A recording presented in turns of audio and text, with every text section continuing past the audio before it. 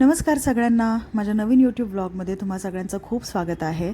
माझ्या आधीच्या ब्लॉगमध्ये तुम्ही पाहिलं असेल, मी आणि अमितने माझ्या बहिणीला तिच्या घरी ड्रॉप केलं आणि त्यानंतर आमचा प्रवास सुरू झाला माझ्या गावाकडे. दुपार होऊन गेली आणि आम्हा दोघांना खूप भूक लागली, तर आम्ही इथे आकाश मिसळ हाऊस नावाच्या रेस्टॉरंटमध्ये थांबलो. आणि तुम्ही बघू शकता हे रेस्टॉरंट किती ह्यूज आहे, किती मोठं आहे आणि सगळ्यात महत्त्वाचं म्हणजे हायजीन खूप चांगलं मेंटेन केलेलं आहे. जेवण पण खूप छान होतं. आम्ही पटापट जेवलो आणि तिकडनं मग माझ्या गावाला जाण्याचा प्रवास आम्ही कंटिन्यू केला.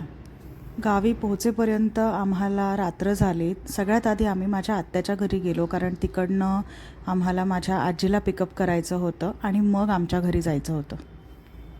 आत्याच्या घरीसुद्धा खूप दिवसांनंतर जाणं झालं होतं आणि त्यात योगायोगाने माझी आते बहीण प्रियंका, जिला मी पिऊ दीदी म्हणते, तीसुद्धा तिच्या मुलाला घेऊन 2 दिवस राहायला आली होती.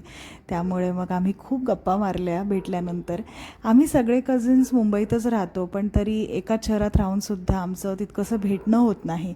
मग असंच कधी गावी आलो की मग भेटतो आणि मग खूप गप्पा मारतो. आमचं सगळ्यांचं बालपण एकत्र गेलं आहे, त्यामुळे आमच्याकडे बोलायला खूप गोष्टी असतात, खूप आठवणींना उजाळा मिळतो. आणि त्यात गंमत म्हणजे अमित आता नवीन मेंबर ॲड झाला आहे माझ्या फॅमिलीमध्ये. त्यामुळे अमितला माझ्या लहानपणीचे किस्से या सगळ्यांकडनं ऐकायला मिळतात आणि मग तो पण खूप एन्जॉय करतो, त्याला पण मजा वाटते या सगळ्याची. तर आम्ही पाऊस थांबायची वाट बघत होतो. आम्हाला निघायचं होतं आमच्या घरी जायला, पण खूप पाऊस पडत होता, आमच्याकडे छत्री नव्हती. त्यामुळे आम्ही थोडा वेळ बसलो, गप्पा वगैरे मारल्या. माझ्या बहिणीने छान कांदा भजीसुद्धा केली आणि त्यानंतर मग पाऊस काहीच कमी होतच नव्हता. पण तरी मग शेवटी आम्ही निघालो, कारण उशीर झाला होता, अंधार पडला होता आणि गावचं ठिकाण असल्यामुळे कसं आपण खूप लेट करू शकत नाही. देवाला गेलेत माणसं सगळी. आता आल्यात ना, तर मग आता येईल जाते मग. ही गुणी बाळं जी तुम्हाला दिसत आहेत ती आमच्या शेजारच्या घरातली आहेत. छान निवांत बसून जेवत आहेत.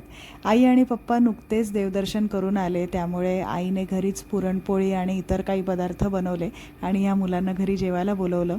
अशी पद्धत असते आमच्याकडे आणि मुलांनी पण खूप छान पुरणपोळीचा आस्वाद घेतला. ते बघून खरंच खूप बरं वाटलं. आणि ही आहे माझी आजी आणि ही जी काही हिरवीगार कोथिंबीर तुम्हाला इथे दिसतीये, ती आजीने पप्पांना आत्ता शेतातनं तोडून आणायला सांगितली आणि आता आजी ती सगळी निवडत बसली आहे मला मुंबईला जाताना देण्यासाठी.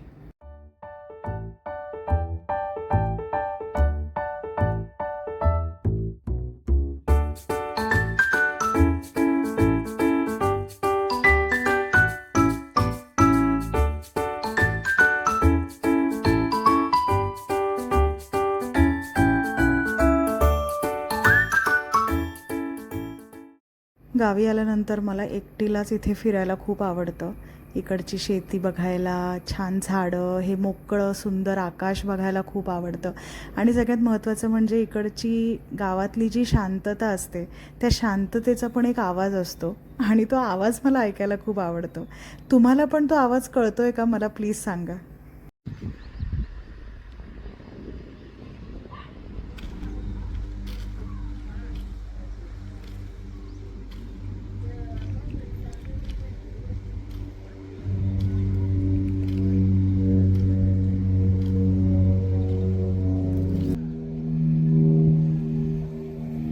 तुमच्या माहितीसाठी सांगते, अमित कारवारी आहे. त्याचं मूळ गाव कारवार आणि गोवा आहे आणि मी 96 कुळी मराठा आहे.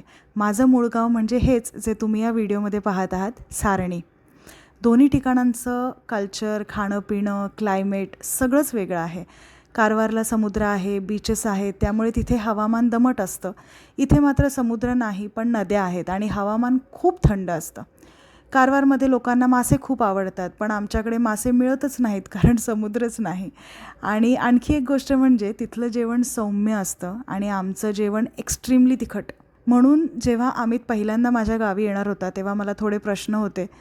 त्याला इथलं वातावरण आवडेल का, भाषा समजेल का, तिखट जेवण चालेल का, अशा अनेक गोष्टी माझ्या मनात येत होत्या त्यावेळी.